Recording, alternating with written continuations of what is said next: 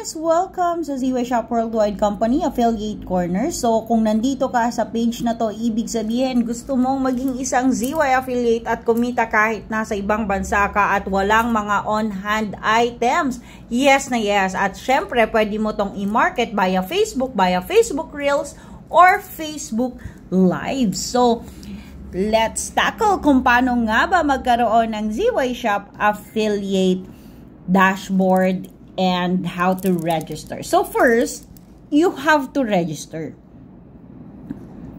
So punta muna tayo sa ZY Shop Affiliate form. Ayan. At mag-register lang po tayo. Kung tayo po ay nag-avail ng package ni CY, pwedeng-pwede po kayo at may libre po kayong access dito sa ating ZY Shop Affiliate registration form. Our package starts at 3,500. May kasama na siyang affiliate dashboard. After mong mag-register, you will then create your own affiliate dashboard. Kailangan mo munang mag-register para automatic ka nang makapag-login dito or makakreate ng iyong account. So, just put in your name, your email, and your password, or you can sign up using your Facebook account. On my case, meron na tayong affiliate na account dito. So, of course, I'm not a robot. Ayan. And there you go. This is now your dashboard kung saan under this tab nandito ang ating marketing tools, network, transaction, payments, and settings. So pumunta muna tayo sa settings. Under settings guys, just fill in the forms. Of course, your Instagram, your Twitter, your YouTube, and your Facebook dapat ilagay mo dyan. Alam mo ba na pwede mo ring i-customize ang iyong referral code. Pwede mong ilagay dyan na RAM, and then save changes. Alright? So, ayan. And of course, pumunta ka sa marketing tools mo. Para makakuha ka, kapag nag-register ka, meron ka ng email na marireceive from ZY Shop. Kung saan nandoon na lahat ng product link na ika-copy and paste mo dito sa paste product page link at magge-generate ng sarili mong link. On the other hand, kung hindi ka naman marunong or hindi mo nakita ang email, pwede kang mag-generate isa-isa. So, punta tayo sa product links. Ayan. Under product link, all you have to do is to go directly.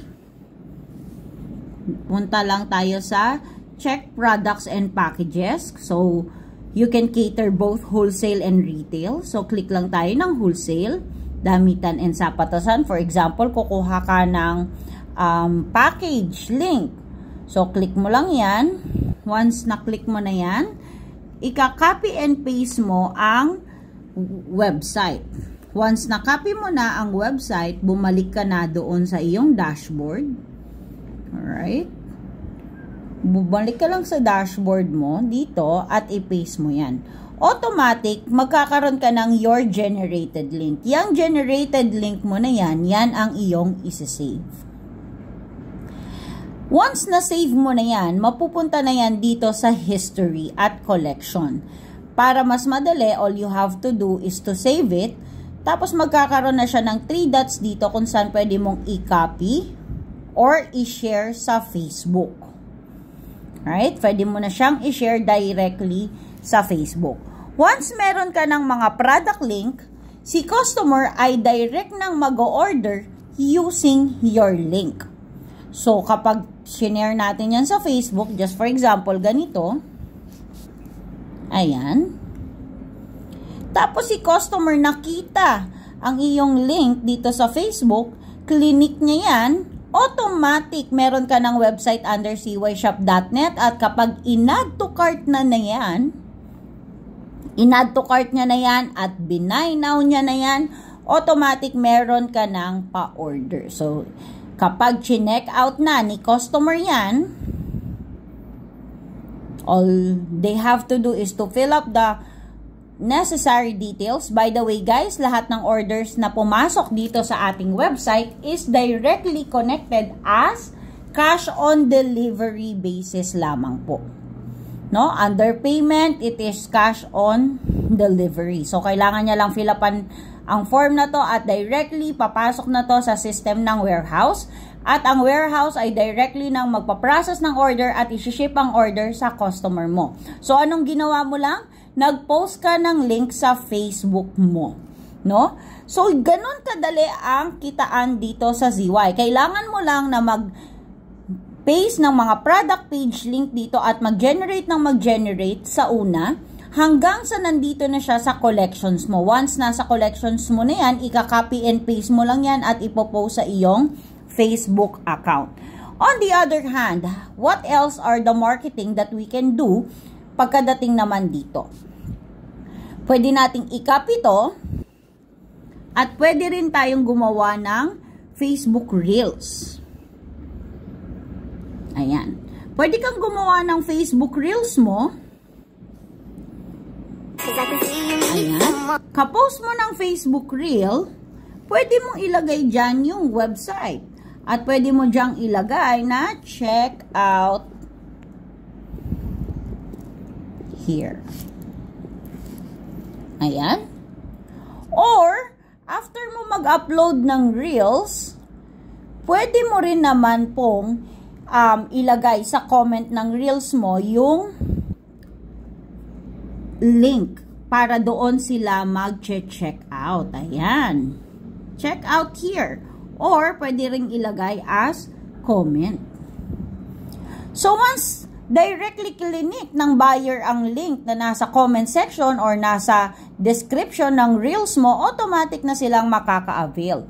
So, sobrang ganda at sobrang bilis lang nitong process na to guys. All you have to do is to log in, create product links, at yon na mismo ang ipopost mo sa iyong YouTube account, sa iyong Facebook at Facebook Reel. Kung kumikita ka na with Facebook, dagdagan mo pa ang kita mo using ZY Shop Affiliates. Habang nagfe-Facebook Reel ka, pwede ka pang kumita with ZY Shop Affiliate habang ikaw ay nakakabenta. So, sobrang ganda talaga naman ng ating ZY Shop Affiliates. At the same time, nandito na rin ang iyong transactions. Sa transactions, dito mo makikita yung mga pa-orders mo. Kung na-receive na ba ni customer, magkakaroon ka na ng balance. Siyempre, under payments, kailangan mong i-set up to yung mga amount payments mo. Yan, sa bawat pa-order mo, magkakaroon na ng laman ang iyong wallet. At the same time, dito din sa settings, under settings naman, dito mo ilalagay ang iyong payment settings. I-set up mo yan under GCash at ilagay mo ang iyong name at GCash number para doon papasok ang iyong komisyon. Sobrang dali at sobrang ganda talaga ng platform na to ng ZY Shop Affiliate. So ano pang hinihintay mo? Mag-sign up ka na, maging isang ZY Shop member na at maging ZY Shop Affiliate. So pwede kang kumita dito via dropshipping, via affiliate marketing, and via referral bonus. So, sobrang ganda talaga ng platform dito sa ZY Shop Worldwide Company. So, ano pang hinihintay mo? Mag-sign up ka na!